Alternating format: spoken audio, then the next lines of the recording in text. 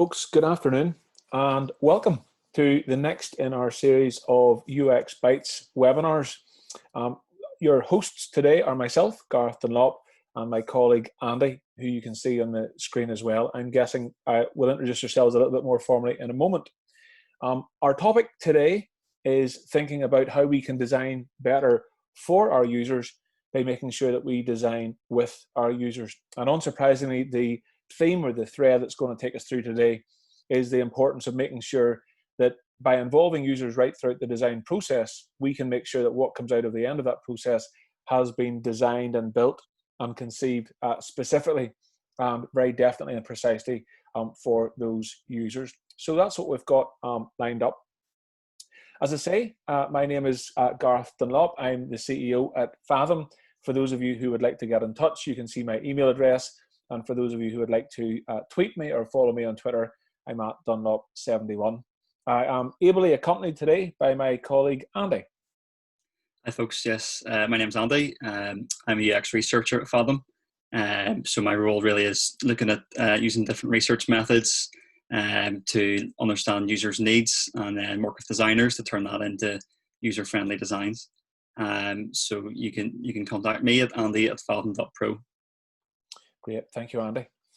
Okay, folks, conscious of time, let me share with you what we've got lined up for you. The feedback has suggested that the 45-minute timeline works well for everybody and seems to be the favoured approach. And we know that the feedback has told us that you enjoy your Q&A as well. So we want to get a good 15 minutes for Q&A. So as before, we're going to spend half an hour on the formal stuff, getting through some material, hopefully sharing some things that will challenge you and give you something to think about. And then we'll maybe have 15 minutes of more practical questions. So I'm going to kick things off, and halfway through, I'm going to start to hand over to Andy, who's going to pick up from there. But let me kick off, if I may, with the challenge. Let me share with you the challenge of getting out of your customer's way. One of the challenges that we face, when it comes to developing and delivering products, particularly digital products, is that by the time a user has arrived on our website, or by the time that a user is using our app, they effectively are in full control of that interaction. In other words, they will do what they want to do. And very often, the thing that they want to do aligns carefully or aligns closely with what it is that the organization wants them to do. And perhaps counterintuitively, when it comes to websites and apps and mobile experiences, actually, the challenge of the organization is to get out of the customer's way, clear the path for them, to let them do the thing which they always wanted to do all along. One of the things that interests me when I'm on my travels, or at least when I used to be on my pre-COVID travels, delivering UX training really all over Europe, one of the questions that I always used to ask people who would come on the course is, I would ask them, have you been on a website recently? Or have you been on an app and it's caused you to feel angry? And very often, particularly if the course is running on a Monday morning, I'll get most hands or all hands in the room will go up. And I ask people, well, can you remember what it was that you were trying to do when you were made to feel angry? And people tell me that they were trying to book the ticket, or they were trying to find out the time of the bus, or they were trying to buy a shirt, or they were trying to download a boarding pass, or they were trying to book a flight. They just tell me regular stuff. And one of the things that always strikes me when people share their stories is, number one, no one is trying to unlock the nuclear codes. No one's trying to find out the secrets of the universe. They're just trying to do regular stuff. But perhaps more relevantly, the thing which really surprises me is that nearly always, in most cases, the thing that the user is trying to do is the thing the business wants them to do. So both the business and the user want them to book their tickets for the event. Both the user and the business want them to download their boarding pass onto their phone. Both the user and the business wants them to find out the train timetable online, because that doesn't cost them the money of having to phone up a call center. Both the user and the business wants the user to buy the shoes, to buy the bike, to buy the accessories online. So we find ourselves in this crazy situation where the hundreds and hundreds of people that I've spoken to in a whole series of countries all across Europe, we find that they are being made to feel angry, doing something which both they want to do and the organization wants them to do. So the tide is all moving in a single direction. And even though that's the case, the design which the organization has put in front of the user is so inadequate that it is actually stopping the user do the thing that both organizations, both entities want the user to do. So that's what I mean when I talk about the importance of getting out of the user's way, understand what they want, understand how they want to get it, and having done that, get out of their way and build a system that allows them to self-serve, because they are in full control. They will navigate, they will click, they will search, they will behave exactly according to how they want to. So if we're going to put an interactive environment in place which meets their needs, then we got to make sure that it does the stuff in the order that they expect and answers their questions along the way. Let me illustrate this a little bit further with a personal story. It's a story I tell fairly regularly, but it's a story about my father, who you can see in the middle of the picture there. On his right, on my left, as I look at the screen, is my good self, and on the far side is my brother, Tony.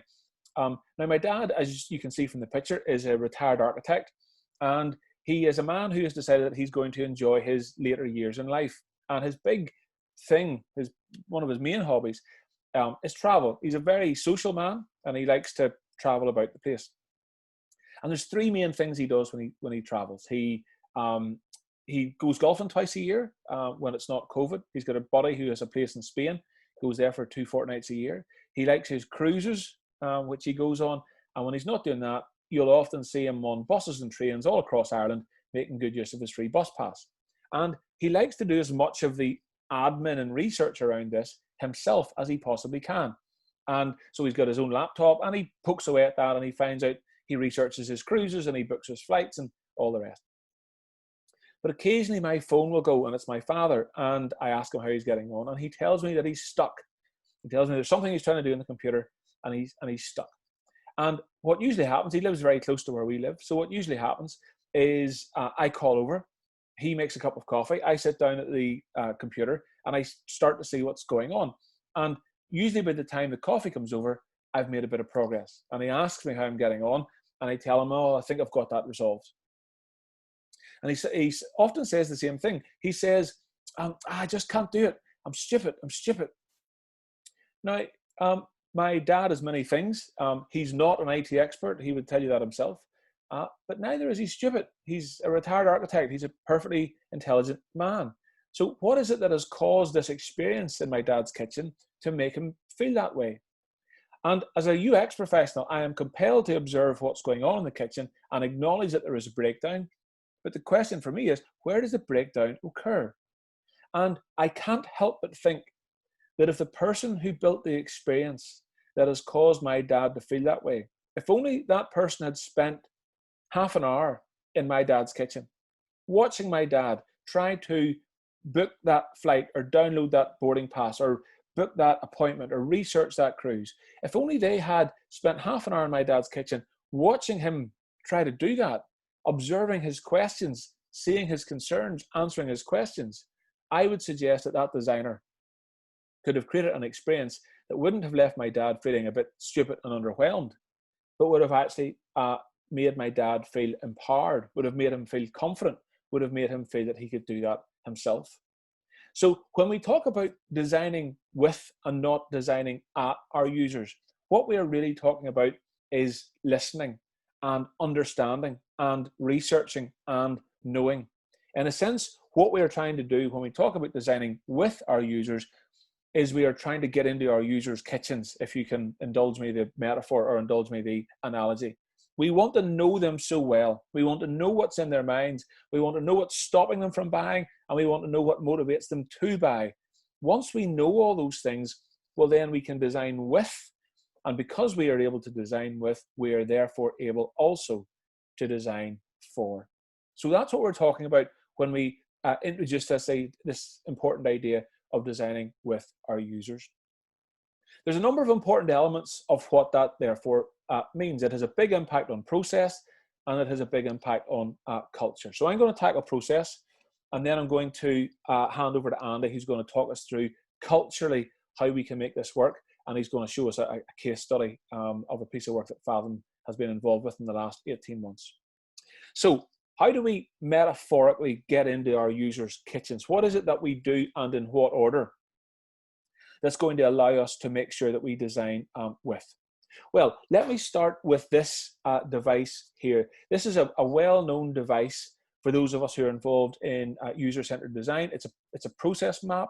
It's called the Double Diamond. It was first developed by the British Design Council around 2004, 2005, and it's had a number of iterations and evolutions since.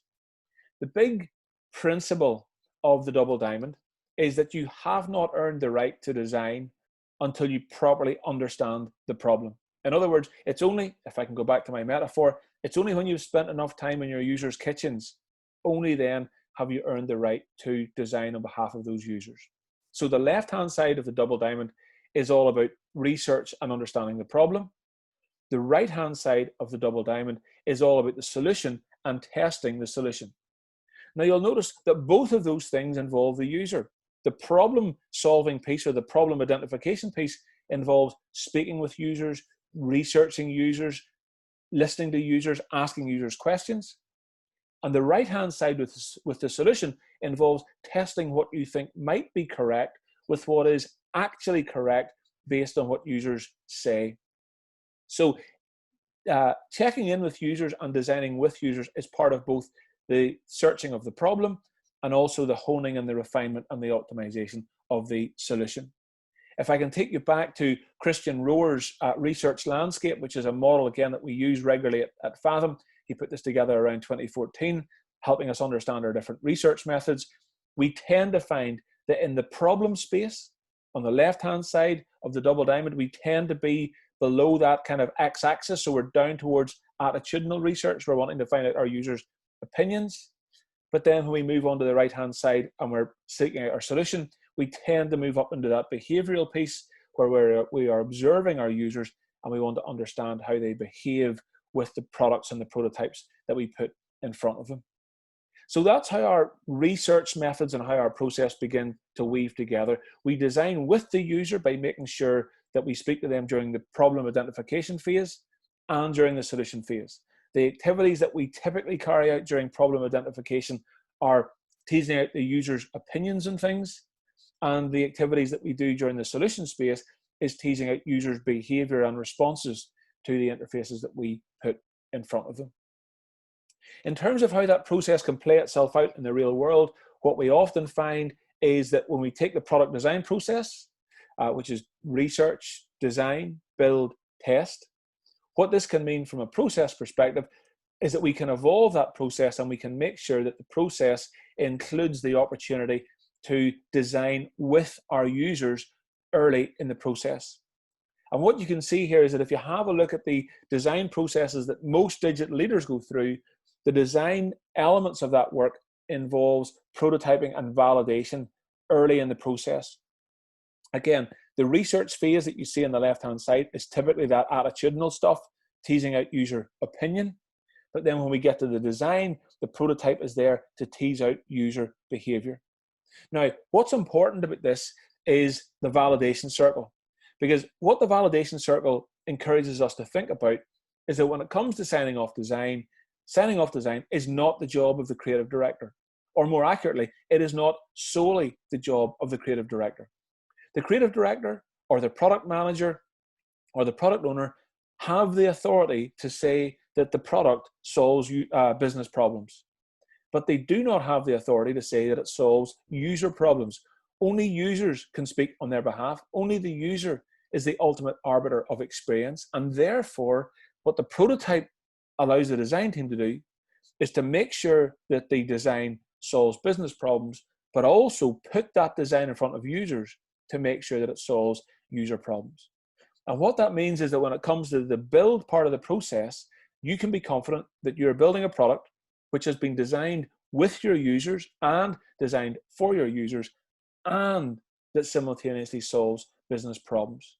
And if you go through that process of designing with your users, what it means is that you can be confident when you get to the build part that not only are you building the product right, but you're also building the right product. So from a process perspective, just to summarize this bit, the impact of designing with our users is that we explore the problem space before we explore the solution space, that we speak to users to get their opinion, but we also observe users to understand their behavior, And finally, that we make sure during the design process, before we get too far into build, that we have tested and validated that design so that we know we're building the right thing. So that's me on process, folks. I'm just about to hand over to Andy. Before I do, one thing I omitted to mention, please forgive me, is to encourage you all to type in questions into the Q&A as we go. I omitted to say that the Q&As are open. We monitor them as we go. So as questions arise, please put them in there, and Andy will tackle them when he has got through his material. But over to you, Andy. Great, thanks, Gareth. So I guess what we want to get across in this section is that all of that good process stuff that Gareth has just shared with us, that all has to happen, but it can only happen sustainably if the organisation or the people involved kind of begin with the right mindset and the right culture. So an important position to take as a project team is that your users are almost definitely more unlike you than you realise.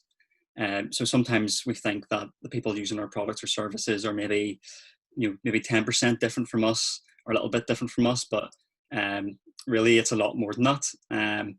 And if you have any involvement in a design project, there's going to be a huge disparity in the way that you understand the system compared to the way that users understand it. So we love this quote here, which is just to say that you're not your user, so stop thinking like you. And this culture should manifest itself in a few different ways. So firstly, when you make design decisions, you need to be consulting users to find out what their needs are and what tasks they want to complete before you start designing anything. And secondly, you need to then adjust how you measure the success of that design. So if you only test the design based on what the people in the organization or the project team think, you're not getting to the opinions of the people who will actually be using it. And then the third point really is just about humility. So what we want to get across with this is that you need to design with users and not at users, as Gareth said before.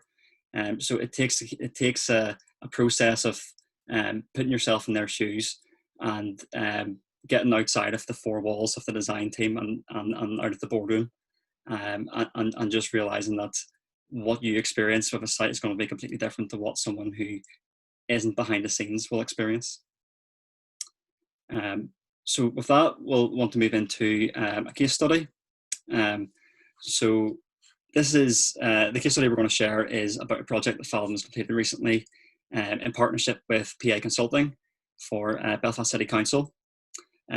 So the real crux of this project was that customer focus was a customer focus and website modernization project. So the council wanted to deliver an inclusive vision for the future that would create a better quality of life for all of their citizens. And they realized to do this, their services needed to be aligned to the needs of citizens, but also to partners and businesses and other stakeholders. And the shared values of the agenda touches on kind of a lot of different aspects of human-centered design. So there's, for example, a focus on outcomes for people and decisions driven by evidence. So the project needed to deliver efficiencies through a digital-first mindset, but also importantly, not digital only, because obviously there's a lot of kind of accessibility factors that will play into using Belfast City Council services. So this was our kind of first job, which was to focus on understanding the customer experience across cleansing services. So we were really, instead of trying to approach this in a way that we were looking at all of the different services that Belfast City Council does, we began with a subset in the kind of cleansing services domain. And then our first challenge was to find out what is the experience like for a customer or a service user interacting with Belfast City Council. So I'm just going to go through some of the research methods used in the project. So we, first of all, as we usually do on projects, we began with some internal workshops to help us understand the problem that we needed to solve. So we ran these workshops with the council team to learn more about the 5 core areas of focus, which were, the four core areas, which were domestic waste, commercial waste, bulky waste, and inner city waste. So one of our first ports of call was to find out what are the actual complaints and issues that people are having in real time. And we used call center listening for this, because this allowed us to find out from the horse's mouth really what was going on with citizens, and not having those sort of issues played back to us through another third party. So you're hearing it directly from people. So some of the things we learned about were that the main issues were largely around kind of bin collections, and there were some accessibility issues on the website regarding the recycling centres and finding out what the opening times are. There was some ambiguity around what the council does as a service and what they don't do, and what's passed on to a third party. But mostly it was around people kind of not getting their bins collected and having those sorts of issues. So we then moved on to some customer interviews, and when we say customer, we mean service user in most contexts. So we spoke to this vast array of people. We had different panels set up to speak to a range of people from a range of ages, backgrounds and needs across different parts of the city council area. And we talked to some local businesses, and these were done in a mixture of kind of over the phone and face-to-face and at home if possible. So then in terms of running more workshops, we engaged with different groups individually. So for example, we had these workshops with younger people, which we set up in a 2-hour format, and we just went through what their experience was and tried to get into their shoes. And importantly, a big part of these workshops and the different research methods we used was that we were kind of designing with users, because there was a section in our workshops where we got them to innovate and tell us, what might be a good solution from your perspective. And it's not a case of, just taking everyone's ideas and saying, okay, this is going to happen. But by allowing service users to actually come up with suggestions, it helps us to innovate. It helps us to see, okay, what are the underlying needs behind those suggestions that they're making. So we got lots of really good insight from that. Another panel that we worked with was an accessibility panel. So we worked with deaf and blind people to find out what their main issues were with, contacting the council, using their services, and achieving the goals that they needed to achieve. So this was really, really insightful, and it was really good. There were a lot of things came up around, for example, the current website experience that maybe just wasn't meeting all of the accessibility criteria for people with assistive technology. It was just, it's something that's really important, I think, for any organization to do, not just public sector. I know it's now mandatory for public sector organizations to have their accessibility statement on their site, but for private organizations too, if you're not catering to people from different backgrounds and different experiences, you're cutting out a whole sector of your audience. So we found these workshops are really, really insightful. And another interesting activity we did was this crew ride along with the on the bin lorries. So some of our researchers went out and did a ride along, and on a morning bin collection day, which was used to understand the perspective, firstly, of the service providers. So obviously, these service providers are stakeholders in themselves of how the city council operates. So we've got to understand, okay, what kind of issues are they having when they go out to deliver their service? Are they going down one-way streets that are double parked and on each side of the street, and finding, they can't get access to certain streets, and that's holding it up, and that's holding up the service? Are they missing bins because of that? Things like that. But we also then were able to kind of jump out while they were collecting the bins. We were able to jump out and speak to some residents who are maybe at their doorsteps and things like that, just to find out from their perspective how the service works, and what issues they've had in the past and how it could possibly be improved. So that was really interesting, just something a bit different for us. And again, councillors, we had a separate workshop for them, because they in themselves are stakeholders too in this user-centered design project. So we kind of got them around a table and got all sticky notes out and got them to describe what it's like for them to deliver their service and their interactions with service users, to find out what are the main kind of issues that they receive on a daily basis. How could the service be improved, and how could their digital services be improved to help them complete their job. So that was counsellors. And then we reached the synthesis point. So synthesis is just our fancy word for bringing everything together. So the important part of synthesis in this project was that we weren't just collating user needs. We were also collating user ideas and innovations.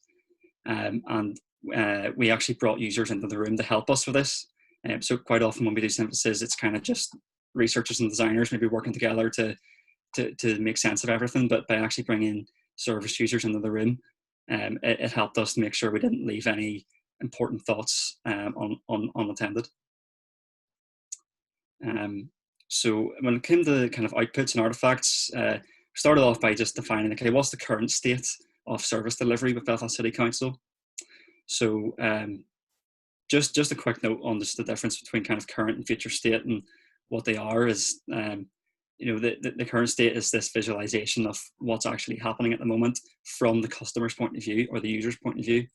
And we do that because it helps us to kind of identify potential solutions, but more kind of what gaps are there at the moment. And then obviously the future state artifacts are there to come up with this ideal, if there was no barriers to meeting the needs of our users, what would a perfect process look like? And yeah, again, just some of the benefits of that. One of the big benefits of doing that is you're getting these people who maybe work in different departments to kind of get out of their silos and work together to break down all of these kind of pain points and issues that are happening across the company. Because sometimes those people don't actually get out of their silos and departments and meet. So these sort of collaborative synthesis sessions are really important for that. And in terms of the benefits of future state journey mapping, you're setting this bar at a certain level, and you're saying, okay, this is what we would love to achieve, and that's kind of a true north from that moment on. And these artifacts can be used by the organisation, further down the line. You can look back and say, okay, we decided back then that this is what true north looked like. This is what success looked like. Let's see how we're performing against that. So just a quick example of a current state journey map for this project was that it helped us understand the current experience the customer has with the council waste services. We can plot these high and low points on the journey and see, okay, how can those low points be raised? And then we can see what happens at a service provision level as well. So we're seeing kind of what's happening in the background, what is Belfast City Council doing to facilitate these different stages. We work with personas. So personas is something we use quite a lot on projects, is really just to help us put ourselves in our users' shoes. And they allow us to just keep at a glance, see, okay, what are their needs and behaviours and pain points, what might they be thinking at different stages of their journey, and just to consider that. I think a really important one as well. For example, there's an over 65 persona there. Is things like accessibility will be something that you want to keep first front and center of your mind whenever you're coming to ideation. And this is our ideation and kind of co-design workshop we ran. So this was getting teams from Belfast City Council and also different customer groups, user groups, all in the same room to play back the findings that we got from all of our research, and then to collaboratively kind of come up with, okay, here are the gaps, then what are the solutions? How do we fill those gaps? And then kind of as a final sort of output, we delivered a service blueprint for each of the different service areas we looked at. So from bulky waste and domestic waste, household waste, things like that. We did a separate service blueprint for each, which allows us to see, okay, what is the customer journey like? future state service blueprints. So what do we want the customer journey to be like? How can the Belfast City Council work in the background to facilitate that? And who are all the different actors and players involved? So I guess then, just to wrap up, we have our kind of 5-step takeaway. So the first point is to make sure you know what your user wants to do. So the only way to find that out is by speaking to them and doing interviews and all sorts of different research methods. The second point then is empower. So we want to make it easy for them to do that, and that's where our kind of ideation comes in. And you can only know that a solution is going to be easy for them to use if you bring them into the room and test it with them. So our next stage then is learn. So you're learning from them throughout. So again, keeping those panels open and being able to speak to users at every stage of the research and design journey. And then again, as I was saying, test number 4, testing with users throughout. Testing pre-launch and post-launch are both really important exercises. And then finally, just to listen and be humble, which takes us back to our culture piece we talked about earlier. So that takes us to the end, and I think we're still in good time. So I see there's the Q&A has been quite busy there, so I'll maybe hand over to Gareth to take us through that. Good man, Andy. Thank you very much. Yes, Andy, I've been thinking about a few. I've been picking up a few questions as you've been speaking, and of a few on my mind. Allow me to pick one up, Andy. It's a functional one, so I'm going to pick up an easy one and then hand you over a more difficult one. So someone has asked, will there be a recording of this? It's so useful, I want to re-listen. So thank you for the warm feedback. And the answer is yes, there is a recording. I'll explain at the end what we've got lined up, but we always follow this up with a recording, and we post the Q&A on our blog, usually on the Monday or Tuesday of the week following this. So yes, there will be a recording.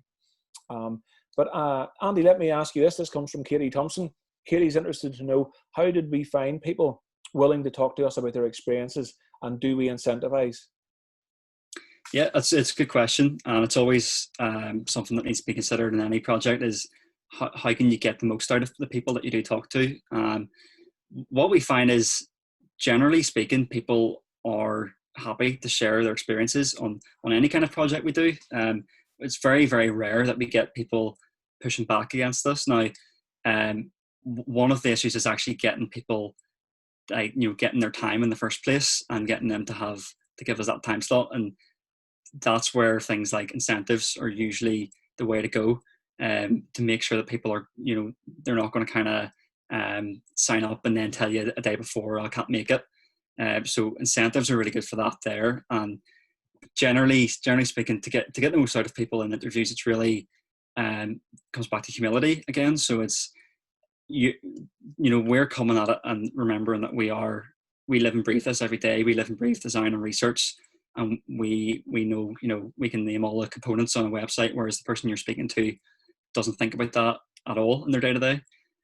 So it's a case of just letting them speak and do most of the speaking, and not letting them feel kind of intimidated or worried that you're judging them. And we always tell people, we're not judging you on your knowledge of anything or your experience of using websites.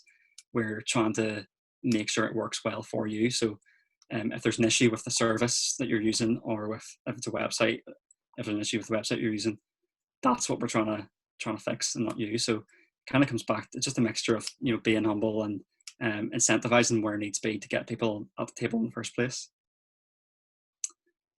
Hope that answers and isn't too waffly. I'll maybe pick up a question for you, Gareth.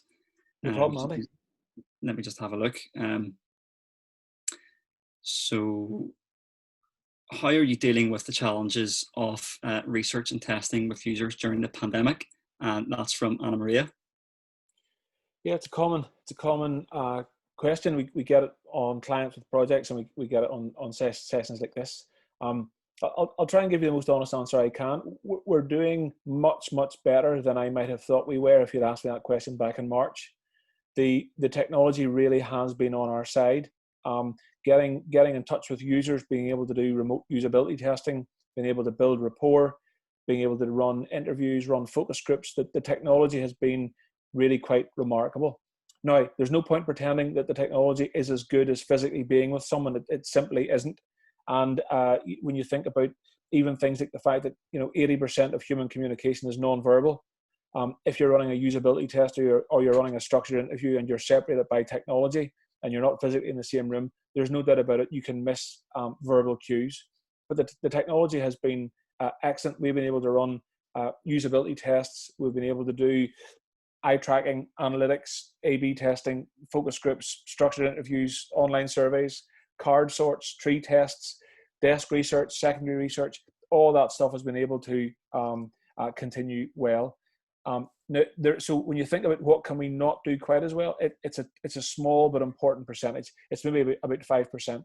And someone else has alluded to it in one of their questions. So if we want to do research to do with people who feel technically insecure or technically unconfident, or if we want to push our boundaries beyond research so that it's not just purely digital, but it looks at the real world as well, there are challenges there. Because obviously, if you're running a test or an interview and you're using a product such as Lookback or you're using a product such as Zoom, then the person that you're testing it with, they need to have the technical capacity to set up and run Zoom or set up and run Lookback. And of course, that confines you to a certain percentage of the population and a certain degree of IT literacy.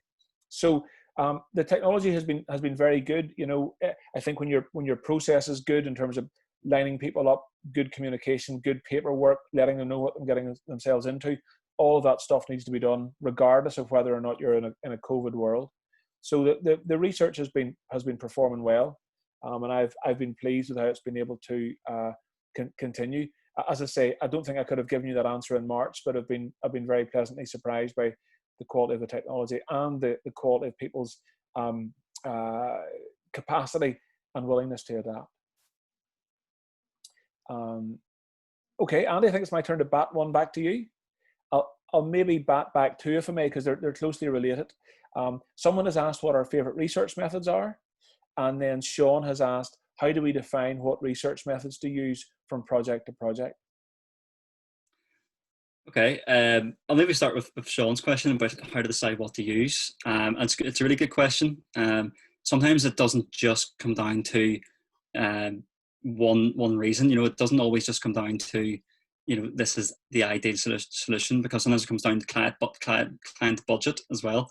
For example, lining up a lot of interviews can take a lot more budget than maybe doing a workshop or a focus group. But really, it's what matters is getting a mixture of things.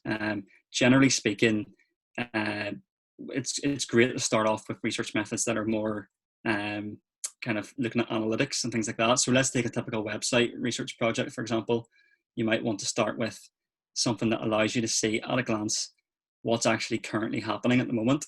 And that generally leads you to looking at things like Google Analytics and heat maps and things like that. Or in the case of our Belfast City Council project, it's speaking to internal groups and finding out how is the service being provided so far. And then complementing that with something that will tell you why those things are happening. Generally speaking, user interviews crop up quite a lot in our projects, because you're able to just directly ask people, can you tell us, what experience has been like for you? What, you take away the assumptions that you make when you're just looking at them as data points. To kind of blend that with the second question about what our favorite methods are, I think usability testing is up there. For me personally, and I think I would speak for others in the team, usability testing kind of, it gives you so much, because especially if it's like an in-person moderated usability test, because it's almost like you're blending it with an interview, because you're able to observe exactly what people are doing. You can sit back and just quietly allow them to complete the task you've set them. And then, if you see them hesitating, you see them, screwing their face up when they see something, or, taking too long to complete a task, you're able to just directly ask them in the moment and find out in the moment, what are you actually experiencing right now? And it's not a case of, making assumptions about those things. So usability testing tends to be really, really good. But I think every research method has its place in the arsenal that you bring, you know. But getting that blend is really important for getting findings that you can stand over. I wonder, Andy, could I maybe add a little bit onto that, if I may? Yeah, certainly. So I might just add one other kind of practical device or tactical device to maybe share out how we go about doing some of the things that Andy's just outlined. And I'm going to, at the risk of overstretching myself, I'm also going to pick up an excellent question from Janet. Isn't it dangerous to get opinions from users though, as they often want to make you happy? So I'm going to try and wrap those together. All of our research needs to be based on what I would define as important unknowns. So in any program of design, whether it's service design or whether it's digital design, there will be things that the project team knows and there will be things that they don't know. And some of the things that they don't know will be trivial and unimportant, but some of the things that they don't know will be critically important to the success of the project. So in terms of determining that mix that Andy has talked about and the relationship between, for instance, a customer survey versus an interview versus a usability test, in terms of getting that mix right, the way that we define or build or put that mix together is all based on important unknowns. So from a process perspective, what we would often do is we would engage with the customer to understand what they know and what they don't. And we would then further engage with the customer to understand of the things that you don't know, which of those are important and which of those are trivial. And from that, a matrix of important unknowns begins to emerge. And we then use a very simple device called a learning plan. And a learning plan is a tactical document which says, here are all the things that we don't know, and here's how we're going to learn them. And it's in that, here's how we're going to learn them piece, that's where that mix of research methods that Andy picked up or mentioned, that's where that sits. And this does kind of take us to Janet's important question about getting opinions from users, because you're absolutely right. You speak to 12 users, you'll get 12 different opinions, and those opinions may or may not converge or diverge. So you've got to be very careful about how you go about doing that. And it takes us to two things. Number one, the importance of the research balance, as Andy has said. We would never, ever carry out a program of research which only involved getting opinions from users. We would always make sure that there were complementary research methods that would allow us to calibrate and balance and complement what we learn from those user opinions. Now, I think it's important to say that very often when you're going after user opinions, you find gold in there. You got to sift through a lot of silt and you got to sift through a lot of dirt, but it really is like digging for gold. You find out little nuggets which change the direction of a project really positively, or give you real confidence in a design decision and make you want to fight for it. And in previous webinars, we've given some examples of that. And when we answer our Q&A on our blog next Monday, I'll find out exactly where we talked on that subject, and I'll point you in the right direction. So the learning plan is what guides us. That helps us identify our important unknowns, and that therefore helps us determine what research is appropriate for any specific project. And that also helps us make sure that we get the right opinions from users. Final thing to say in terms of getting opinions from users, one of the other things that we do is that we make sure when we are engaging with users, particularly during the problem solving space, that we spend time talking to them about their experience and about the problem. It's not their job to come up with a solution. It's our job. It's always been our job to come up with a solution. That's what design is. Design is creating solutions. But our users will help us understand the problem better, and our users will give us clues, really good clues, as to where the solution lies. It's our job to synthesize, and it's our job to output. Andy, I just see time here, so I think maybe time has beaten us in this, so I'll maybe just wrap up if that's okay. Andy, I'd hoped to send one back in your direction, but time has beaten us today. Okay, well, folks, it's 1:45. We've promised that we keep it to 45 minutes, so please allow me just to wrap up. So to those of you for whom we haven't got to your question, please be assured that we will, as we always do, we will answer all of the questions and publish them on our blog early next week. We usually get to it on Monday. If we don't get to it on Monday, we will definitely get to it on Tuesday. As well as that, we will publish the video version of this webinar. We'll publish it on our YouTube channel, and we'll post that up on social media as well. So if you want to make sure that you get those things then please subscribe to our email newsletter, follow us on Twitter at Fathom UX or at Dunlop71, and read our blog content on LinkedIn. We also follow up with a survey, and we'd love to know how you found it. So do please keep in touch. As we often say, we're a very friendly lot. And there's just one final thing to mention today, which is we're on the lookout for people to come and join the team. We're hiring. We're looking in particular for a UX planner, which is a fancy way of saying a project manager with a love of UX. And we're also looking for a UX designer who likes what we do and likes users and likes designing for users and putting interfaces in place that solves problems for them.